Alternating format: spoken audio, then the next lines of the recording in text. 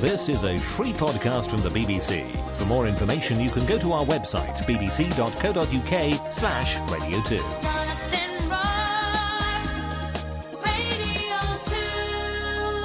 I don't know if it made the news over here. You might not know either. That the man who invented the trampoline died. No, he didn't make the news. George Nissan, 96. Oh. Now, that's a good advert for trampolining right there, isn't it? Made it to 96, all that jumping up and down. Yeah. See, I don't agree with the jumping up and down. As you get older, I think your body parts are less well attached. Because I tell you, I feel things moving around inside me.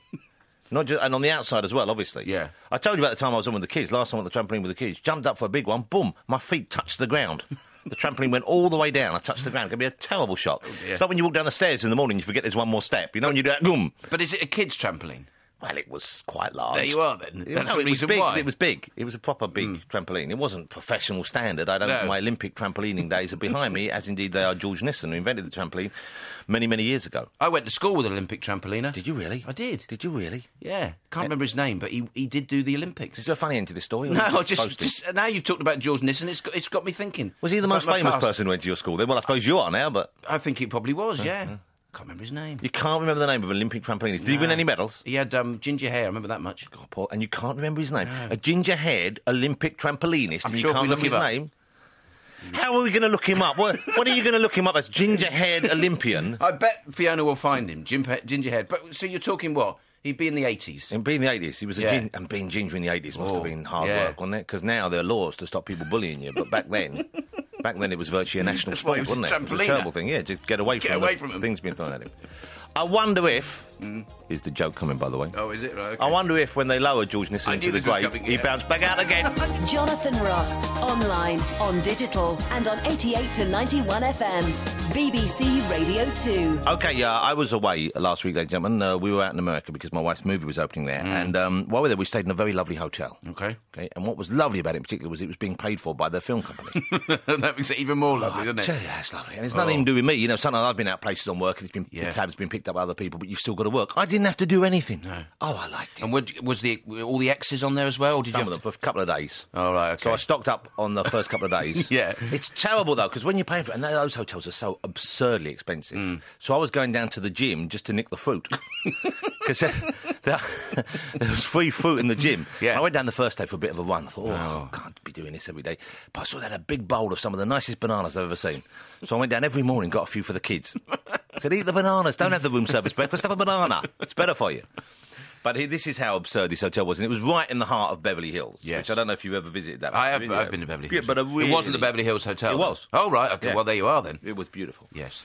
So we're staying there, and downstairs they've got lots of posts up for the shops in there. They've got things behind glass, trying to get you to go downstairs to the shops, honey. It's not many, but there's a men's clothing shop there. Yeah. And they cleverly, this is how they lure you in, and all men of a certain age will know what I'm talking about here, is they had big pictures of Cary Grant.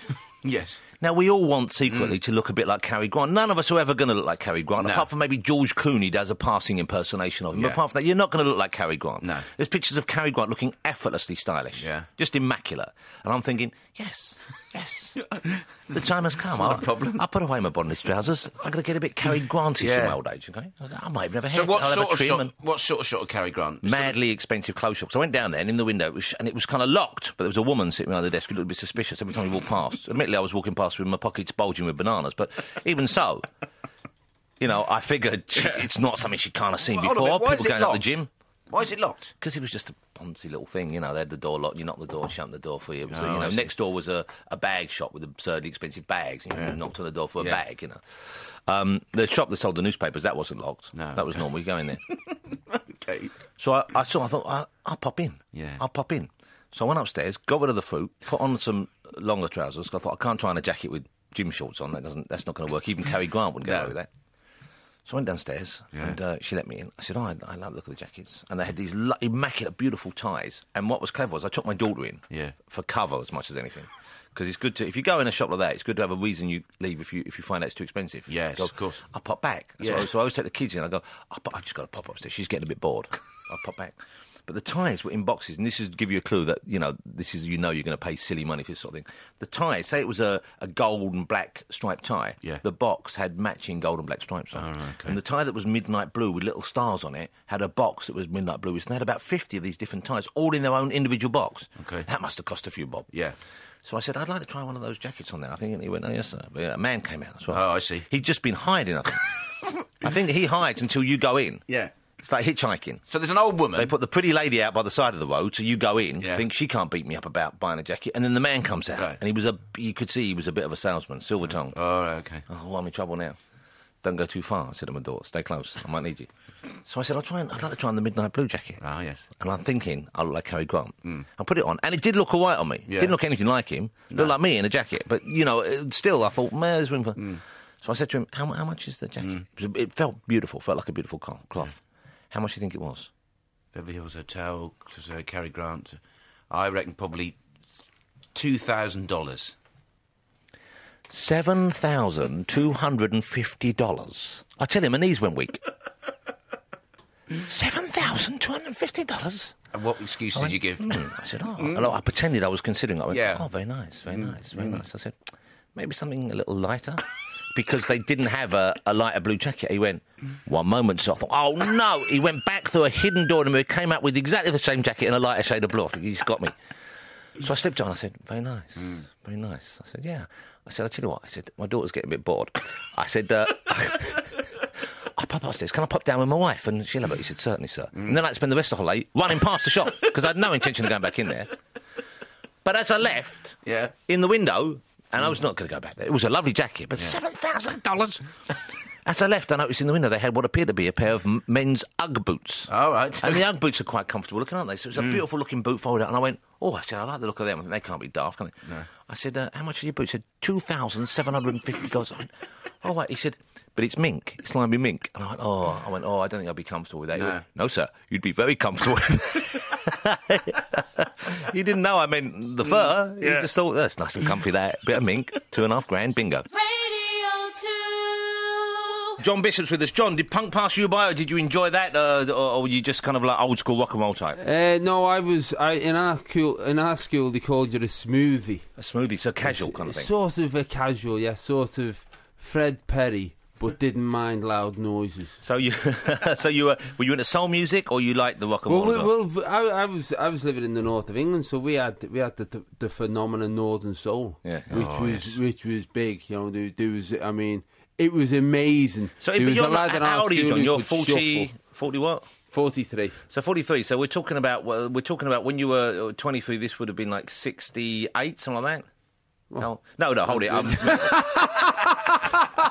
When you were 23, well, you look older. No, I was trying. I've lost a lot of my mental acuity with age. You know what was rather bad about that is halfway through you working out. I thought you might be right. Hold it. Okay. So hold it. When you were about 20. Okay, what year was that? This would have been 1980, something like that? Yeah, around the 80s, yeah. So it was still big then in the 80s? Because I thought it was a 60s phenomenon up to like the early 70s. I didn't know it was still going on. Oh, Northern Soul? No, it was mid-70s onwards, I think. So it was still going on. And in fact, now you still get big Northern Soul nights. And did you used to go to the nights themselves? No, I used to like them, but it was one of those things because it was flares. So we had this, and I remember my brother already. He was more into the punk side of things. And at the youth club, they had the Northern Soul night, and already walked up to me and actually said, "If you dance, I'm going to batter you." Bring shame on the family. That's a proper way of dealing with things, isn't it? John has got about as thick as an accent as you could possibly have. How do you mean by thick? Well, no, I don't mean that way, but it really is. It's a full-on accent you got there, isn't it? It's odd because I actually grew up outside of Liverpool, and what happened is that I grew up in a spill town where they knocked down the tenements in Liverpool and they dropped us all. And they just dropped us all in the middle of the countryside. So I grew up with people whose only identity was that they came from Liverpool. So they clung to that. It was they all tried to out-scouse each other growing up. It was either that or be a farmer. Wasn't it? Exactly. Well, hey, congratulations on the tour. I know it's sold out just about everywhere. And this is what an exciting time this must be for you, because it wasn't that long ago when you weren't really known. It wasn't, no. That's true. What, it's about the last 2 years it's all happened? In fact, it's during this tour. The smallest venue on this tour was 120 seats, and the biggest venue was 10,000. Wow, that's ridiculous contrast. That is mental. Yeah. How does that go from going for one night you're performing to like just over 100 people? And I'm assuming they're the ones that sold out. Yeah. That would be awful, wouldn't it? You find out there's one place where it's like only 20 people came. There's 10,000. I had done this. This isn't the first tour I've done. The last tour I did was about 18 months ago. Literally no one came. I was doing gigs and there was, I remember leaving our house. And because I'd left a good job to do it, I remember leaving the house and looking at my wife, and she is looking at me. I was going to Leeds City Varieties, knowing I'd sold 45 tickets in a 500-seater venue. Oh, that feels empty. Your soul just getting ripped out your chest. Can you get laughs with a small crowd, or are they aware of the fact that they're part of a small but select group? What you'll have to do is to walk on and go, look. Let's all be honest. Let's not pretend. You can't walk out and go, hello, Leeds! Hello, Leeds. Sorry about the rail strike. The volcanic ash. Yeah, now I could blame it all on ash, couldn't I? What's the smallest crowd you've played to then? And have you sometimes played to crowds that were just friends, just family, those kind of nights? No, they're called weddings. No, the smallest crowd, this is honest to God true, I did a gig at the Edinburgh Festival, and I turned up and the promoter was there. She said, there's not many in. I said, well, how many's not many? She said, there's 5. I said, are you joking? She said, no, there's 5. I said, we can't. I said, you can't, you give them the money back. She said, not really, only 2 have paid. And I actually walked in and I said to him, look, there's only 5 here. I said, listen, I don't need the microphone. I said, look, I told the tech lad, I said, look, you don't have to work. I said, who wants a drink? So I bought them all a drink. And I bought my whole audience a drink. And then we sat there and had a chat. And as it happened, at the end of it, we swapped emails and we made friends. Oh, that's nice. In touch. It's a bit mental. But it's a nice ending to book. But you know why? Because you'd been through something together. Yeah, we'd all experienced that slight embarrassment at the beginning. I was the most embarrassed. Of course, yes, I would have thought so. But was your act markedly different then? Or was it just that people hadn't discovered you? I mean, are you a better comedian now? Or is it just that people didn't know about you back then, that's why they weren't going, but now TV and radio has helped you get an audience? I don't know. I think if I'm being honest, I don't think I'm any better. I think I've just had the opportunity, and then you learn different skills because you learn your performance with different audiences. But you know what it's like. It's a very fickle game, this. And so if someone opens the door for you, give it a go, don't you? Put your foot in it and don't check it out again. Exactly. When they keep banging it in, no. Believe me, they banged against me a few times, but I'm clinging on in there, John. Do you like doing it though? You like being on stage? I love it. Yeah. So you actually like the response. It's a joyous job. There's you can't think of anything more joyful than making other people laugh. It's just a great job. And like I look at over the last week that I've done this week, and I think there's gigs there where I would have done that for nothing. I wouldn't, but you know what I mean. Yeah. But as the saying goes, the sense that you get from it's like what we were saying to you with turf and stuff like that. You're doing something that you love because you want to do it, and that's a great position to be in. I need to just get this out of the way very briefly. It was last time I bumped into John. Well, actually, last time was at the big comedy gala for Channel 4, which was a terrific night. And was that, how many people in the audience that night? What was that? Do you know what that was? I think it was 16,000, 16,000 people. Is that the largest audience you performed in front of? Yeah. And me also, of course. It was quite intimidating and terrifying to go out there in front of that crowd, wasn't it? It was, but it's also, I think, slightly different as well, because I'm still in a position where I'm still walking out and, half of them are going, is that, kind of know he is, somebody like yourself and some of the other established acts on that, they're walking on with a degree of expectation. But people know, and people are going to go, well, do something. Whereas I go on and go, well, he's just a bonus, and he's just making up the numbers. This is what you're telling yourself, John. This is how you're getting through it.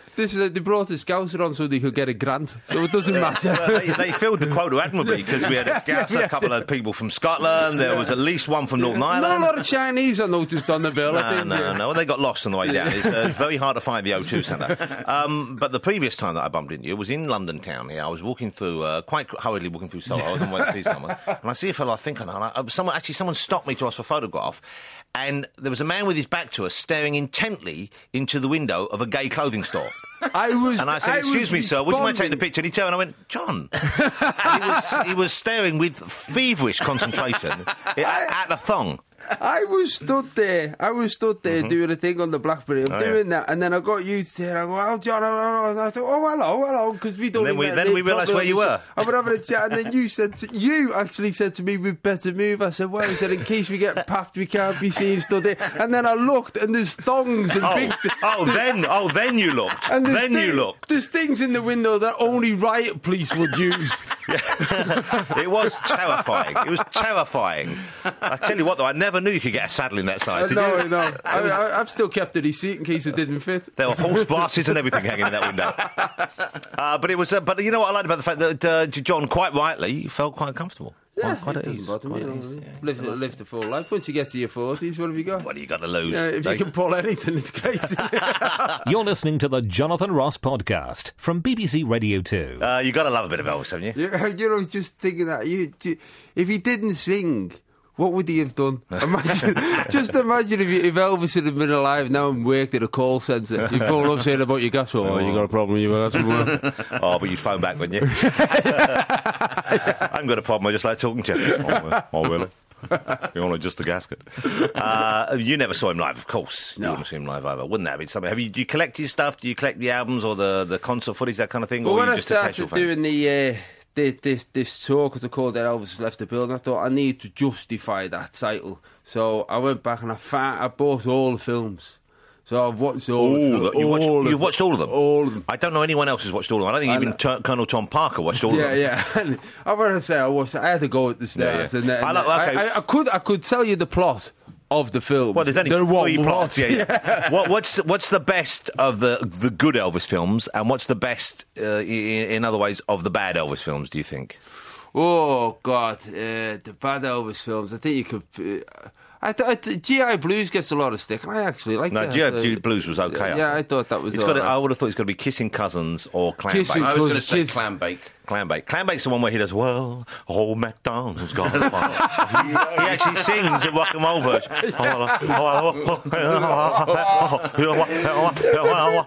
The best thing about that, like, people have always said, obviously it was a surprise when they found out that Elvis potentially had drug problems. What's that film? All those movies would have led any person into the arms of a terrible addiction. Have you seen the one? What's the one later on? It's called Something Star, like Flaming Star. Flaming Star. Where he plays a cowboy, but there's no songs in it. Yeah. And then, you know, he acts well. Yeah, he could act. Yeah. He could act. Well, that was a great tragedy that the Colonel wouldn't really put him in proper movies, and he felt, especially after King Creole. I thought King Creole is like the first Rocky. You know what I mean? You watch it and think, geez, there's something brilliant here, and then Sly went off on a tangent, and Elvis went off on a tangent. I will not hear a word said against Sly Stallone. Oh, you can't knock the man. But, you know, Rocky 1 is a brilliant Rocky 1 is a great movie, but Rocky 3 is a great movie. And Rocky 6, I think, is a pretty great movie. And the last of the Rambo movies I've watched a dozen times. But if he'd have only just sung Old MacDonald in one of them, it'd have made it more of a classic. He made. Have you seen that comedy that Stallone made? Not Stop or My Mum'll Shoot, which I wouldn't wish on anyone, but remember one called Oscar, in which he played a gangster and he was trying to get his daughter married and all things were going wrong, and it was a curious misstep. No, but it's peculiar to see someone desperately trying to work in another field. Desperately trying, and you think, actually, no, we want to see you shoot people and punch people. That's what we like seeing you do. And he was trying to be comedy. It was a really odd thing. Yeah, it is. And also, there's that thing as well where you can't associate him with anything else. Like the last Rocky. I thought it was all right, but it did look like he made it himself. You know what I mean? Like everyone else said, no, I'm not giving you any money. You're going to have to come out the dust. You're going to have to come out of that. There's that scene when he comes out the fog. You think, what are you doing? I loved it. I can't get it. As soon as I can, I'm gone. It's like, there you go, there's me $8. Do what you want. Just walk around. When you see a boxer with varicose veins in his arms. I don't mind. I'll go and see number 27. I don't care. I'll see when they're two people in wheelchairs just sort of like hitting each other with plasma bags. You won't bother me. So you're on the road at the moment, but do you go home much in between, or is it fairly full on? No, I mean, if I'm within 3 hours, I'll go home. So that's kind of your rough limit. That's the bit. After that, you start going to see. And you know, it's like with kids. If you're not home, how old are your boys? 15, 14 and 11. Well, I imagine a fun age, nice age to be around, but also at the same time, I'm sure that Mum likes Dad being around sometimes, so they don't. There's not too much friction. It's a nightmare age because I come in and now there's 3 lads in the house trying to be the dad. Yeah, you know what I mean? 15 and 14-year-old both. Oh want to be, yeah, and the 50-year-old particularly, the big lad Joe. I mean, he's as big as I am. He's the oldest boy. You know, he's like looking at you. You walk in and it's like, he's like, what are you doing in my territory? Exactly, he walks in. You think, what are you doing? Sat on my chair.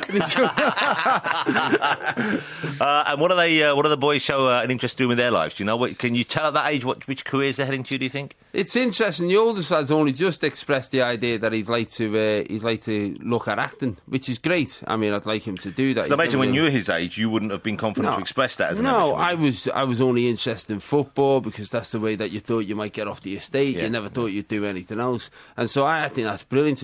My middle son's a dancer. Completely. What kind of dance? What, modern dance? Ballet dance, tap dancing. So that's a complete. And presumably he's pretty good at it. Yeah, he is. He's very good at it. He's very good indeed. Now, where does he go with that? Is it like the West End shows, that kind of thing, or will he actually go properly into ballet? Well, he went. He actually spent a period of time at a boarding school in Chester doing it, but it didn't work out. No, yeah. he was all right when he was dancing. After that, they just went, look, we'll have to send him home. So, but he's very, and it depends which way he goes. I think he'll go into the shows, but whichever. You know what we were saying before. We're lucky enough to be doing a job where you think we're just playing out. And what I want to say to them is that if you try and pick your dream and try and follow it, you don't know where it'll go, but don't shortchange yourself by giving up too early. Give it a chance. Yeah. And what about the youngest one, or you're not interested in him? Yeah, no, I don't so. There were 3 years you like. You've got to have favourites, haven't you?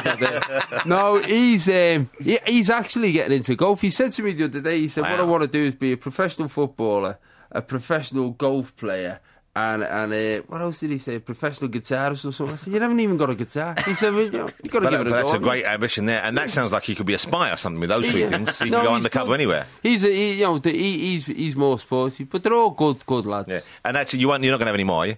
No. Because you could conceivably. No, I couldn't. Yes, you could. No, I couldn't. Yes, I've been in. I dealt with the matter. Have you got any in a jar somewhere? No, I dealt with the matter. There's not a pot of Daddy's relish knocking around in the fridge somewhere.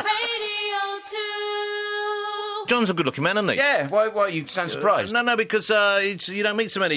Because I don't sound like one. Well, you don't. But also, you look like an old-fashioned good-looking man. You know what I mean? I've got to be honest. I've got to tell you this. I used to do a show in Liverpool on a radio station there, and it was a Sunday afternoon show. And then I was doing a gig, and I turned up at the venue, and the bouncer wouldn't let me in. He said, "Who are you?" I said, "I'm the act." He said, "You're not John Bishop." I said, "I am." He said, "You don't look like you sound." And he's a little short bouncer with a bent nose and a bald head. I said, "Well, what do I sound like?" He said, "You sound like you look like me." He had a degree of self-awareness there. Yeah. But you look a little bit like you know what I mean, like a face from the 70s. Or 80s. Does that make sense to you? You know what I mean? It's not like a modern face. Not a modern face. Not modern good look, more old-fashioned good look. See, I haven't got a modern face either. I look like Nanny McPhee. So I look like a woman from the 30s. You look like a bloke from the 70s, I think. Maybe it's the haircut. It's that feather cut. I think he looks like a 70s footballer. Yeah. Yes. 70s footballer. I think he looks like Steve Highway. Steve Highway? I'll go with Steve Highway. Although he had the tash and I haven't got but you know... I'll go with Steve Highway. But I guess you dressed that way as well. Yeah, I looked the whole thing. It's not just part of it. John, have you toyed with, now you're a bit more showbiz, getting a bit more flamboyant? In my dress sense? Yeah. Getting a little bit, come on, a little bit, let's face it, maybe some high-top trainers. You know what I mean? Some tight jeans, or baggy jeans, low down, low slung. Baggy jeans is the way forward. It's funny because my kids keep on saying that I'm a bit of an embarrassment. Really? And I'm getting there. I am styling up, but there's a point where you've got to go, Yeah, enough's enough. Catch on with yourself, you know. I can imagine me walking. I think there's no such place. I can imagine me walking into the pub with my mates with a velvet jacket on and some high tops. Go, hey lads, how's it going? Hey, how's it hanging, homies? Who's got the darts? Come on.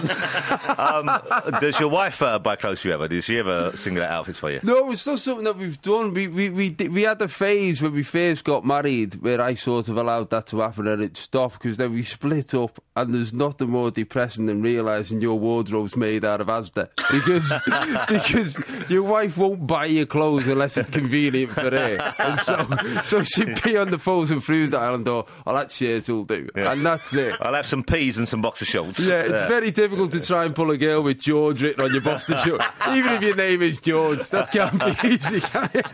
It's not a show off outfit, is it? It's not a big occasion. It's not a look that goes, does it? No. Do you favour aftershave, cologne, some sort of musk? Do you go with a 70s feel there? Have you got some Old Spice, some Brutes? I've actually, that's another thing that of me becoming more comfortable with myself. I have allowed myself in recent years to use product in my hair. I've allowed that to... I think you've got to moisturise. I think that's the most sensible thing any father can say. I think you should be the new voice of L'Oreal or something like that. Why? Because I'm laughing. Hey, come on, lads. Come on, you can have rough hands and a soft face. Girls love it. So you got to moisturise, and then I've allowed myself. What's the cologne or the scent you wear? The scent that I'm wearing at the moment, well, there's two on the go. There's a Tommy Hilfiger one that was bought for me as a Christmas, and what's the other one? A dark blue job. I can't remember what it's called. Water. It's not the one in the horse's head that Pierre Cardin made in the 70s. Oh, Spice! I've got a bottle of that somewhere. I love the old ones, but the trouble is they go off after a few years. Especially, and you get them out, and you think, "Oh, I've had this." But I've got one bottle of aftershave I've had for about 25 years, and it's just about got a hint of the original flavour left. Apart from that, it smells like rubbing spirits. Yeah. That's it. You know what? I'm embarrassed now because I can't remember. My wife bought me this one. Ralph Lauren, sort of blue one. It's lovely though. It's a lovely smell. It's a lovely aroma. Yeah. I tell you what's a nice one is the new ones from Tom Ford. Two separate ladies in shops said, "What are you wearing?" Oh, no. Oh, yeah. And no, they meant the velvet jacket. What are you wearing that? What's that cravat doing? Do you think it was the leather jodhpurs? I did actually buy some suede kind of jodhpur-style trousers out there. What's wrong with me? Oh, no, but you're all right. So you've lived your life as in the media. So I remember you in your flamboyant suits phase and all that stuff. Yeah. When most of us were trying to decide whether to get a crew neck or V-neck jumper, you went, "I'm going full." And that's good. I want to get that comfortable with me. I do remember once walking in, this was in the late 80s, walking down through Soho, and I caught a glimpse of someone in a shop window wearing a bright red suit and a blue. I thought, "Who's that idiot?" It was me. And when I put it on, of course, looking at it from the top down, it didn't look as bright. But seeing it in the window, I thought, "What's that bloke thinking?" It was me. Jonathan Ross, online, on digital, and on 88 to 91 FM. BBC Radio 2. John Bishop's with us, ladies and gentlemen. He's got a new show starting at the Edinburgh Festival, but I guess this is the end of the old material. Is that still going to be the Elvis thing will have ended by then? Yeah, that's it. What I'm going to do is the Elvis show. The last tour date is May the 6th at the Echo Arena in Liverpool. When I do that, that's it. I'm going to record a DVD of that in June, but that's a separate thing. And then it's just this new Sunshine Tour, which is just a naff name. But there's only 3 dates that I know of where there are still tickets available. That's London Hammersmith on the 5th of May, the Liverpool Empire on the 13th of June, and there are 2 shows. Is that what? Yeah, what's happened with the Liverpool Empire is that there's 2 shows because that's a DVD recording, and all the money's going to charity. Because that's good. So you're going to be called in. That's very nice of you. That's a very good thing to do. Done well enough on the tour. You don't want to milk it. That's nice. So you're going to give the money of those dates. So if you haven't been to see John yet, or if you've already seen him and you fancy going to see him again, Liverpool Empire. That's the one. And I bet you with the home crowd, that must be a great gig, isn't it? Oh, I'm looking forward to that. It'd be brilliant. Does the accent get slightly stronger? Do you think when you're in Liverpool with Liverpudlians? It's odd because I don't think it is. But then I've emigrated now and I live in Manchester. And when we first bought our first house, me and Melanie, we were getting it done up, and my mates are all builders who I went to school with, and they were all turned up to do stuff in the house. And I remember standing at the foot of our house shouting up to my mate who was doing some work on the roof. John Icky's on the roof, and I'm downstairs, me and man, and we're having a conversation. When we walked away, man went, "What's wrong?" I said, "What?" She said, "What were you arguing about?" I said, "That's not an argument, that's us conversing." That's polite conversation, madam. It probably does get stronger without me knowing. So that DVD about what will be out this November, summer, yeah. Oh, so for Christmas. Recording it for Christmas. And then what's the new tour? Have you written it yet, or are you working on it now? I mean, can you do that while you're performing one tour? You can write the next one? On this tour, what I do is I go on, I do an hour at the beginning, then I have an interval, and then the second hour is more the Elvis show. So in that first hour, I'm just messing about and little things come out. I see. So you're sort of polishing the new material then? Yeah, I'm just saying, does that work? That's good. And then I don't flog it to death. I'll put it to one side and then develop it during Edinburgh and take it out on the road again. But presumably there's not stuff that dies now. I mean, you're kind of a skilled enough performer, even when you try new material, to know how to rescue it if it is. Yeah. Well, you hope so. Yeah. There's always that bit. There's that bit. It's an odd thing. It's like being a magician and hoping the rabbit is in the hat because you're saying it and thinking, oh, yeah, I knew it was going. Where am I going to go with this? And then you get a laugh. I think that'll do. I don't know why you laugh, but that'll do. I'll take it. Yeah, I've done that. People have laughed at things. What I'll do. I've done that on my show. Often I'll say something, get a big laugh, and think, what was that? I don't know what the joke was there. We'll analyse that afterwards. But God bless you. I know. John, it's great to see you again. Thank you so much for joining us. I very much enjoy your company. I enjoy your comedy as well. Elvis has left the building. You're still on tour. As I said, we know that there are 2 dates in Liverpool, and the proceeds are going to charity. So that'd be a nice thing to do if you want to go and see John there at the Liverpool Empire, 13th of June. There's a show at 4, a show at 7:30, and here in London, Hammersmith, 5th of May. I might try and get down to that one if we're around. If you're around, we should come as well. Yeah. I think, to be honest, they're all sold or close to. So if people need to get on, they've got to get on today. Otherwise, they'll be gone. I think. Better get a move on. John, great to see you again. I'll meet you outside our regular gay haunt at I'll be there. 3:50 if that's all right. I'll be the one in the chaps. Yeah, the chaps and the leather hat. Have you ever grown a moustache, by the way? Speaking of things, never grown a moustache because when it was fashionable, I couldn't, and now I can. I won't. Oh, come on! I might do if there's an occasion to do it. You know, like maybe a pride march. Yeah, something like that. Something I can really be proud of. Look for us both. We'll be at the front with the rainbow flag. Take it easy, John. Take care of yourself. Thank you. You're listening to the Jonathan Ross podcast from BBC Radio 2. You ever met Grace Jones, Mr. Robert Powell? Yes, I have. She used to be married to a friend of mine. Oh, really? Who was that? A guy called Robert Windsor. Wow. So you must have met her socially quite a few times. Yeah. Was she pleasant company? She was easygoing, or was it very nice? Yeah. I met her. I thought she was nice as well. Yeah. You ever see her throw a wobbler? That's not me being rude there, by the way. When I say throw a wobbler, I wasn't referring to private anatomy. No, I understand. No, never. Might have been a different Grace. Stable and comfortable, she was. Nice. Now, Robert Powell is still in Holby City. You weren't in it from day one, were you? No. I didn't think so. I thought no. maybe I'd got it wrong. But you can't, because it's a long old run they've had there. No. I've been in it for 4 years longer than I thought I would. Wow. I've been in it for 5 years. So you thought you were just going to nip in and out, maybe have a few storylines and be out the side, but Yeah. I mean, my agent reminds me that when it came up and they asked me to do it, and she told me what the contract was, I said, that's not a job, that's a sentence. And 5 years later, I'm still there. But presumably then, you must enjoy it. Yeah, I love it. Yeah, I mean, it's just extraordinary. I just got drawn into the show, and I love it. I love going to work. How about that? Here I've got a full-time job, first time in my life. But that's what a gift that is for an actor, to have a part that is that reliable, you know the work's there, but also that you're enjoying doing, you're not getting bored of. Yeah, no, I have a ball. Well, that must be a tribute to the writers as much as anything, I would have thought. It's a tribute to the writers. It's also a tribute to... I've got to say, everything sounds treacly, but it is a great cast. It is a really, really top cast. And the youngsters are... so terrific. They're great to me. They don't treat me like an old geezer. You don't want to be treated like... No. And they're disrespectful, and, it's nice. It's lovely. Exactly what you want. You're part of the troupe. Exactly. Do you find... Is it hard to keep up with the younger boys and girls on the cast, or do you... No, of course not. What a stupid question. I could keep up with them. Of course you can. Still, his knees work and everything. Yeah. Do your knees make any kind of noises when you get up from a sitting position? Because mine have started making... It sounds like a hoist is at work. It only gets worse. Oh, don't say that. Yeah. Then what do you do with your spare time, Robert? Are you sporty at all? Do you do any tennis or golf? Golf, yeah. I play a bit of golf. But I don't have any spare time. The last 3 months, from January the 5th, when we came back on Holby after Christmas, until April the 1st, I worked every single working day, which is 11 hours a day, 5 days a week, and a couple of Sundays as well. And then go home and just sleep? You go home, and I get home at 8 o'clock, and then I've got another hour and a half work to do on the script for the following day. So that's really full on. But what a great thing, though, to keep yourself that active, because it's you want to keep your brain ticking over. Learning the lines must be... Yep. I bet you don't need to do a Sudoku. Well, I do occasionally try them. I'm not very good at it, I'm afraid. No, I've got that Nintendo brain training. You're doing Dr. Nagashima's brain training, what it is. I've got a brain age of 130. So if you see Robert Powell sitting in the corner of a train going, blue, No! 47! He hasn't lost his marbles completely. He's doing the brain training. What's the... if you look... you've had a remarkable career, terrific career, and long may it continue. But there was a period, I guess, when you first thought it was going to happen, and then it didn't quite happen, because you got a small part in the Italian job, didn't you? And then nothing much happened for a few years after that. Well, it kind of...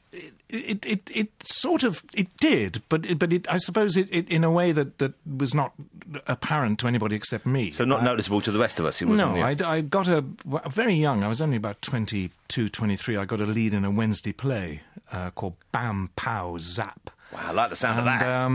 And yeah, it was terrific, by Nigel Neal. And it was He was, of course, the great writer who did Quatermass, among many other fine television dramas. And I did that, and it just sort of took off from there. I didn't really spend very much time out of work. I did a lot of telly. Let me ask you about the Italian Job. Because even though it's only small, what a fabulous film to be part of. What a moment in British cinema history.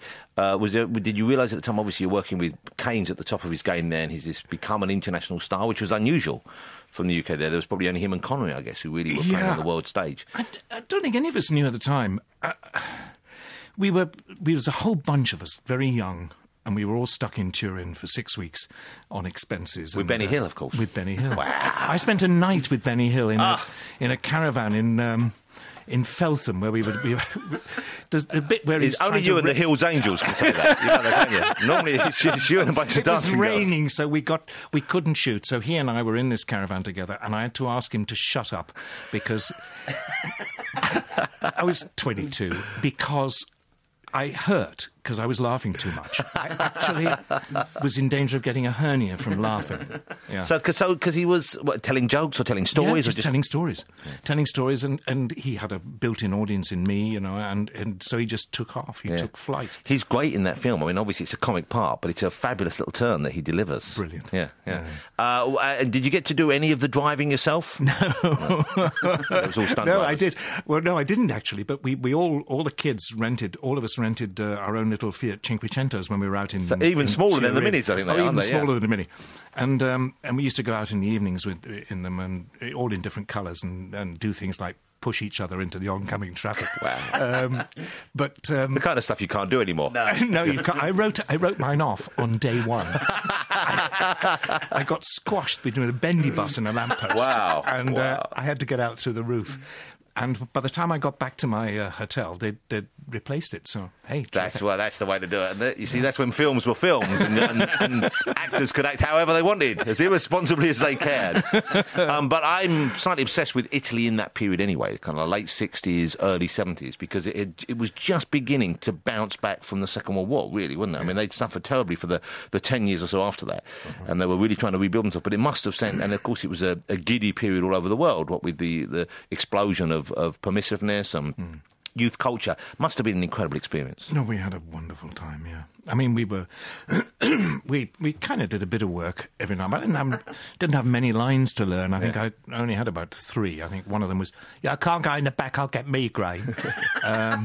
He didn't play it as an old lady at the time, of course. He was slightly... That sounded like Bruce Forsyth. What a great experience. Just to watch it again. I don't know if you watch it like the rest of us, on a regular basis, but certainly it's something which whenever I see it, I enjoy it. It works. It is extraordinary how it comes around and how it's actually come back again now. They're showing it again on television on a fairly regular basis. There was talk for years about maybe a sequel. Of course, everyone had ideas about how they could get that bus off the ledge. I'm sure you have one. We had 2 sequels. We had a film called Seven Banks to Putney, which was how we...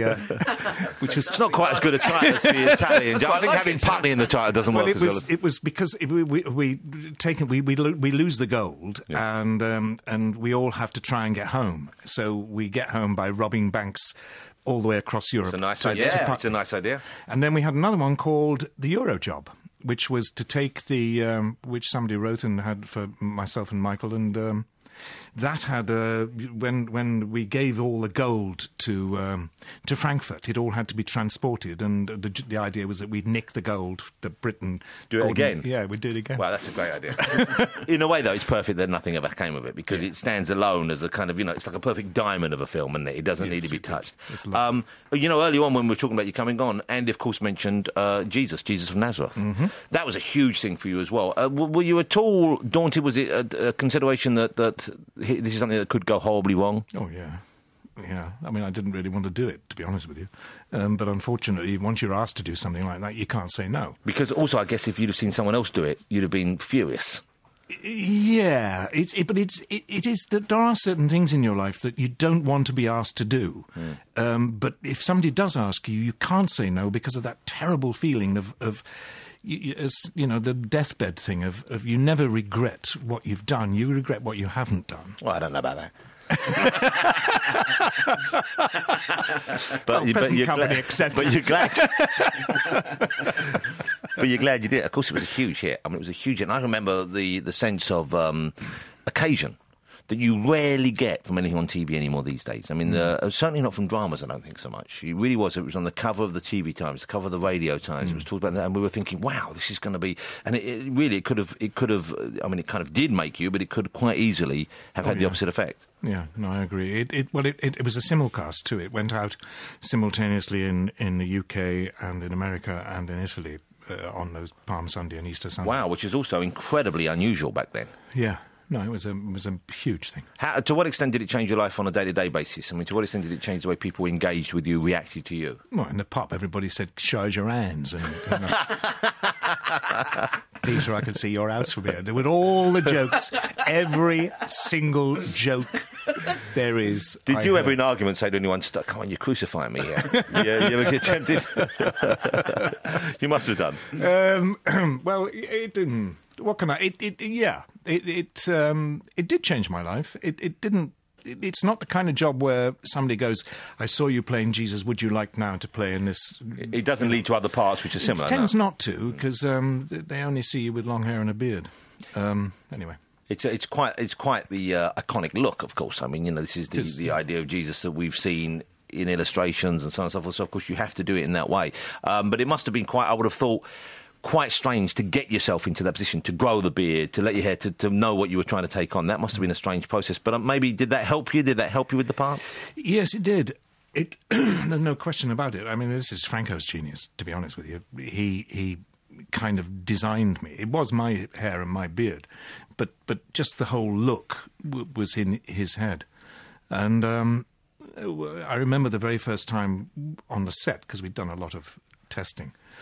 But when we walked onto the set, for the very first time after I'd done the makeup on my first day's shooting, there was an extraordinary wave of okay, they're Italians and they're very religious, but there was an extraordinary intake of breath from the crew.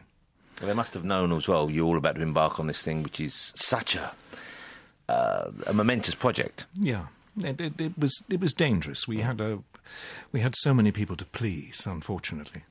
Were you in character to the extent that you wanted to act in a way which was kind of serene, was calm, or did you, once they said cut, immediately head for the buffet and the free sandwiches? I couldn't do it. I had to literally, if I walked onto the set any morning and my coffee had been cold or something like that, Franco sent me away. He said, because I can see it in your eyes. He said, just walk away. You had to stay in a sort of loving, calm place. He said, go and just go somewhere. And I'd just go and do a little bit of personal zen and then come back. Walk around, smell the grass? Yeah, a lot. I used to go up into the mountains in Morocco to... smell the grass, smug the grass? These were the 70s, ladies and gentlemen. You could write off cars, you could do what you wanted.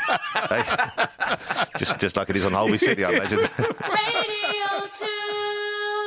Robert Powell's with us. We're having a great chat here about, many of his fine movies, but of course we shouldn't forget that Holby City has just celebrated its 500th episode, and that's kind of why they've wheeled you out to join us. You're the safe and sober face of Holby City. But it's been a huge success, hasn't it? I mean, it's been quite extraordinary. I mean, here we are after 500 episodes. I've done over 200 of them, and the show is sharper than ever. And I think And I mean, I would say that, wouldn't I? Because I'm in it. But I really do feel that's why I'm still there, because it's a very ambitious show. It's a show that wants to improve and get better and sharper and edgier all the time, and it is doing just that.